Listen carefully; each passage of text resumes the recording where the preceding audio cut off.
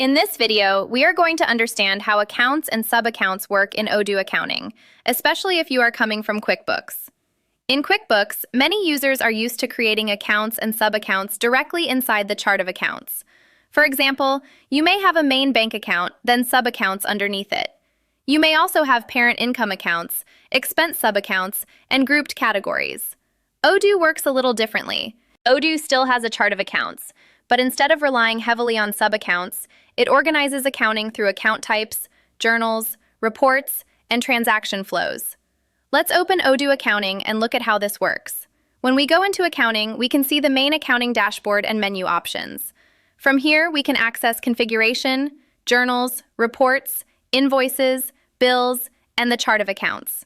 Now let's look at the chart of accounts. This is where Odoo stores the actual general ledger accounts.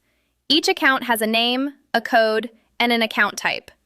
One of the easiest ways to clean up your financial reports in Odoo is by using parent accounts. In this example, I'm creating a parent account called Bank Accounts. This account will act as a summary account for multiple bank accounts within the chart of accounts. After creating the parent account, I open each individual bank account and assign it to the new parent. Odoo then groups those accounts together for reporting purposes. The individual accounts still maintain their own transactions and balances, but management can now see a consolidated bank balance at a higher level. This is particularly useful when you have multiple checking accounts, savings accounts, merchant accounts, or locations and want cleaner financial statements without sacrificing detail. With parent accounts, Odoo gives you both consolidated reporting and detailed visibility at the same time. In Odoo, the chart of accounts is organized through codes, types, and journals.